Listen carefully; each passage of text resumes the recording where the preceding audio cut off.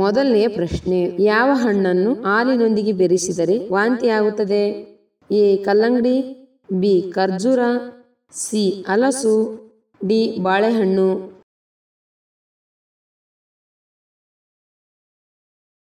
ಉತ್ತರ ಎ ಕಲ್ಲಂಗಡಿ.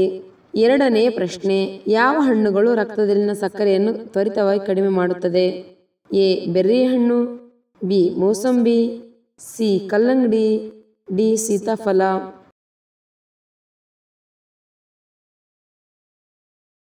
ಉತ್ತರ ಎ ಬೆರ್ರಿ ಹಣ್ಣು. ಮೂರನೆಯ ಪ್ರಶ್ನೆ, ಮುಖದ ಮೇಲೆ ಏನು ಹಚ್ಚಿದರೆ ಚರ್ಮವನ್ನು ಹಾನಿಗೊಳಿಸುತ್ತದೆ? ಎ ನಿಂಬೆ, ಬಿ ಹಾಲು, ಸಿ ಟೊಮೆಟೊ, ಡಿ ಅರಿಶಿಣ.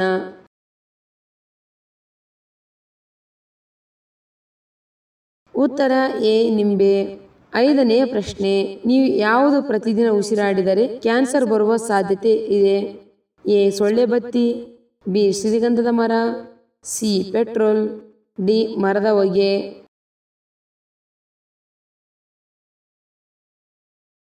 ಉತ್ತರ ಎ ಸೊಳ್ಳೆ ಬತ್ತಿ. ಐದನೆಯ ಪ್ರಶ್ನೆ, ಕೊಲೆಸ್ಟ್ರಾಲ್ ಅನ್ನು ಕಡಿಮೆ ಮಾಡಲು ಅತ್ಯುತ್ತಮ ಪಾನೀಯ ಯಾವುದು? ಎ ಗ್ರೀನ್ ಟೀ, ಬಿ ಮಜ್ಜಿಗೆ, ಸಿ ಕಾಫಿ, ಡಿ ಬೆಲ್ಲದ ಚಹಾ.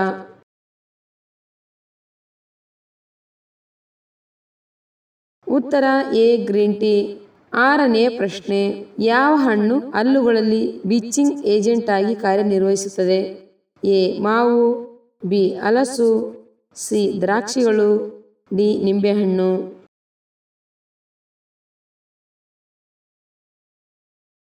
ಉತ್ತರ ಡಿ ನಿಂಬೆಹಣ್ಣು. ಏಳನೆಯ ಪ್ರಶ್ನೆ, ವ್ಯಾಯಾಮದ ನಂತರ ತಕ್ಷಣ ತಿನ್ನಲು ಯಾವುದು ಉತ್ತಮ? ಎ ಮಜ್ಜಿಗೆ, ಬಿ ಬಾದಾಮಿ, ಸಿ ದ್ರಾಕ್ಷಿಗಳು, ಡಿ ಸೇಬು.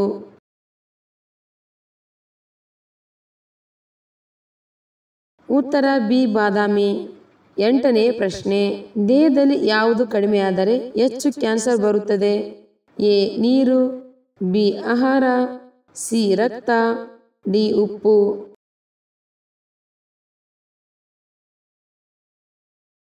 ಉತ್ತರ ಎ ನೀರು. ಒಂಬತ್ತನೆಯ ಪ್ರಶ್ನೆ, ಮನುಷ್ಯ ತಿನ್ನದೆ ಕುಡಿಯದೆ ಎಷ್ಟು ದಿನ ಬದುಕಬಲ್ಲ? ಎ 15 ದಿನ, ಬಿ 21 ದಿನ, ಸಿ 30 ದಿನ, ಡಿ 50 ದಿನ.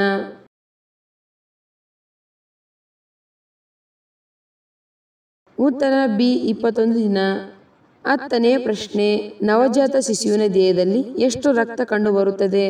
A 270 ml, B 300 ml, C 375 ml, D 400 ml.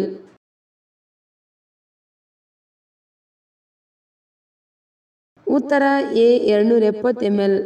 11ನೇ ಪ್ರಶ್ನೆ, ಭಾರತದಲ್ಲಿ ಅತಿ ದೊಡ್ಡ ಚಿಟ್ಟೆ ಯಾವ ರಾಜ್ಯದಲ್ಲಿ ಕಂಡುಬರುತ್ತದೆ? A Andhra Pradesh, B Uttarakhand, C Haryana, D Karnataka.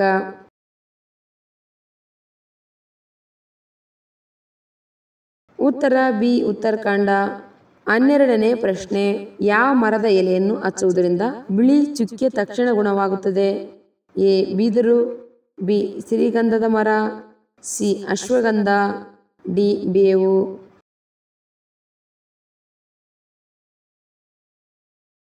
ಉತ್ತರ ಡಿ ಬೇವು. ತ್ವಚೆಗೆ ಎದುರಾಗುವ ತುರಿಕೆ, ಚಿಕ್ಕ ಗುಳ್ಳೆಗಳು, ಕೆಂಪಾಗುವುದು, ಸೂಕ್ಷ್ಮ ಗೀರುಗಳು, ಉರಿ ಮೊದಲಾದ ಸಾಮಾನ್ಯ ತೊಂದರೆಗಳಿಗೆ ಕಹಿ ಬೇವಿನ ಬಳಕೆಯನ್ನು ಆಯುರ್ವೇದದಲ್ಲಿ ಸಾವಿರಾರು ವರ್ಷಗಳಿಂದ ನಡೆಸುತ್ತಾ ಬಂದಿದೆ. ಬೇವಿನ ಕಲ್ಮಶ ನಿವಾರಕ ಗುಣ ತ್ವಚೆಯನ್ನು ಸ್ವಚ್ಛಗೊಳಿಸಿ ಈ ತೊಂದರೆಗಳು ಶೀಘ್ರವೇ ಗುಣಹೊಂದಲು ಸಹಾಯ ಮಾಡುತ್ತದೆ ಅಥವಾ ನೆರವುಗೊಳಿಸುತ್ತದೆ. 13ನೇ ಪ್ರಶ್ನೆ, ಯಾವ ಹಸಿ ತರಕಾರಿ ಕೂದಲು ಉದುರುವುದನ್ನು ತಡೆಯುತ್ತದೆ? ಎ ಹಾಗಲಕಾಯಿ, ಬಿ ಪಪ್ಪಾಯಿ, ಸಿ ಎಲೆಕೋಸು, ಡಿ ಕ್ಯಾರೆಟ್.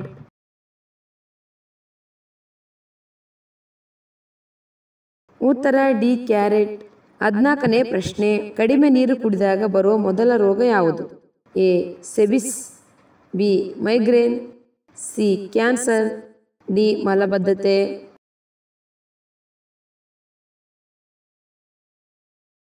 ಉತ್ತರ ಡಿ ಮಲಬದ್ಧತೆ. 15ನೇ ಪ್ರಶ್ನೆ, ವಾಂತಿ ಆಗುವುದನ್ನು ತಪ್ಪಿಸಲು ಪ್ರಯಾಣಿಸುವ ಮೊದಲು ಕುಡಿಯುವುದು? ಎ ಶುಂಠಿ ಚಹಾ, ಬಿ ಕಬ್ಬಿನ ರಸ, ಸಿ ಪುದೀನ ಚಹಾ, ಡಿ ನಿಂಬೆ ರಸ.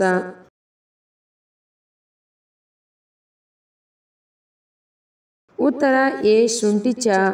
16ನೇ ಪ್ರಶ್ನೆ, ಯಾವುದನ್ನು ಪೋಸ್ಟ್ಮ್ಯಾನ್ ಪಕ್ಷಿ ಎಂದು ಕರೆಯಲಾಗುತ್ತದೆ? ಎ ಗಿಳಿ, ಬಿ ಪಾರಿವಾಳ, ಸಿ ಕೋಗಿಲೆ, ಡಿ ರಣಹದ್ದು.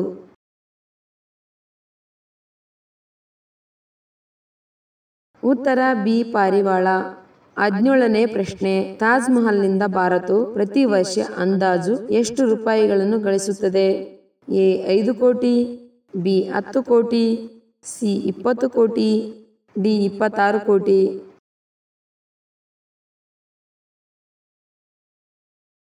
ಉತ್ತರ ಡಿ 26 ಕೋಟಿ. 18ನೇ ಪ್ರಶ್ನೆ, ವರ್ಷಗಟ್ಟಲೆ ಇಟ್ಟರೆ ಯಾವ ತರಕಾರಿ ಕೆಡುವುದಿಲ್ಲ? ಎ ಆಲೂಗಡ್ಡೆ, ಬಿ ಸೋರೆಕಾಯಿ, ಸಿ ಟೊಮಾಟೊ, ಡಿ ಸಿ ಕುಂಬಳಕಾಯಿ.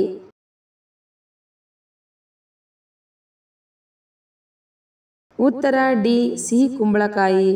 19ನೇ ಪ್ರಶ್ನೆ, ಬಟ್ಟೆಗಳಿಗೆ ಅತ್ಯಂತ ನೆಚ್ಚಿನ ಬಣ್ಣ ಯಾವುದು? ಎ ಕೆಂಪು, ಬಿ ಕಪ್ಪು, ಸಿ ಬಿಳಿ, ಡಿ ನೀಲಿ.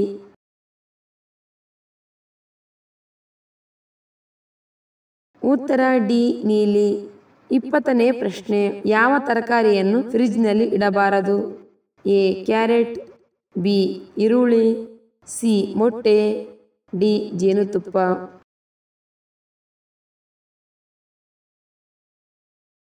ಉತ್ತರ ಡಿ ಜೇನುತುಪ್ಪ. ಸೆಲ್ ಫೋನ್ ಅನ್ನು ಅತಿ ಹೆಚ್ಚಾಗಿ ಉಪಯೋಗ ಮಾಡುವುದರಿಂದ ಯಾವ ರೋಗ ಬರುತ್ತದೆ?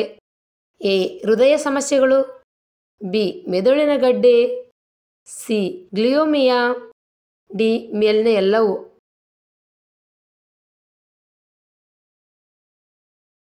ಉತ್ತರ ಡಿ ಮೇಲ್ನ ಎಲ್ಲವೂ. ಈಗಿನ ಡಿಜಿಟಲ್ ಯುಗದಲ್ಲಿ ಅತಿ ಹೆಚ್ಚಾಗಿ ಸೆಲ್ ಫೋನ್ಗಳ ಉಪಯೋಗ ಹೆಚ್ಚಾಗಿದೆ. ಅತಿ ಹೆಚ್ಚು ಸೆಲ್ ಫೋನ್ಗಳನ್ನು ಉಪಯೋಗ ಮಾಡುವುದರಿಂದ ಮೆದುಳಿನ ಗಡ್ಡೆ, ಮೆದುಳಿನ ಸಮಸ್ಯೆಗಳು, ಗ್ಲಿಯೋಮಿಯಾ ರೋಗಗಳು ಬರುತ್ತವೆ. ಆದ್ದರಿಂದ ಸೆಲ್ ಫೋನ್ಗಳ ಉಪಯೋಗ ಇತಿಮಿತಿಯೊಳಗಿರಲಿ. ಉಸಿರಾಟದ ತೊಂದರೆಗಳನ್ನು ನಿವಾರಿಸುವ ಹಣ್ಣು ಯಾವುದು? ಎ ಪೇರಳೆ ಹಣ್ಣು, ಬಿ ಸಪೋಟ, ಸಿ ದಾಳಿಂಬೆ, ಡಿ ಕಿತ್ತಾಳೆ.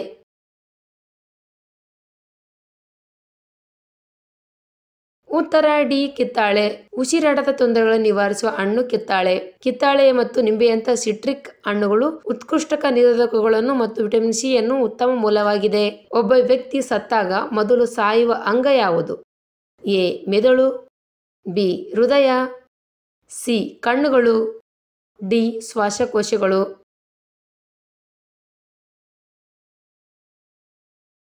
ಉತ್ತರ ಎ ಮೆದುಳು. ಮೆದುಳು ನಿರಂತರ ಆಮ್ಲಜನಕದ ಪೂರೈಕೆಯ ಅಗತ್ಯವಿರುತ್ತದೆ ಮತ್ತು ವ್ಯಕ್ತಿಯ ಉಸಿರಾಟವನ್ನು ನಿಲ್ಲಿಸಿದ ನಂತರ ಕೆಲವೇ ನಿಮಿಷಗಳಲ್ಲಿ ಸಾಯುತ್ತಾನೆ. ಮಲ ವಿಸರ್ಜನೆ ಸರಿಯಾಗಿ ಆಗಲು ಏನು ಕುಡಿಯಬೇಕು? ಎ ನಿಂಬೆ ರಸ, ಬಿ ಮಜ್ಜಿಗೆ, ಸಿ ಮೊಸರು, ಡಿ ಹಾಲು.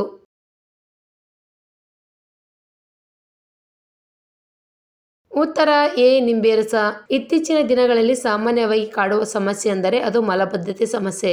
ಮಲ ವಿಸರ್ಜನೆ ಸರಾಗವಾಗಿ ಆರಾಮವಾಗಿ ಆಗಲು ನಿಂಬೆ ರಸವನ್ನು ಕುಡಿಯಬೇಕು. ನಿಂಬೆ ಮತ್ತು ನೀರಿನ ಮಿಶ್ರಣವನ್ನು ಕುಡಿಯುವುದರಿಂದ ಕೆಲವೇ ನಿಮಿಷಗಳಲ್ಲಿ ಮಲಬದ್ಧತೆ ನಿವಾರಿಸಲು ಸಹಾಯ ಮಾಡುತ್ತದೆ. 9ನೇ ಪ್ರಶ್ನೆ,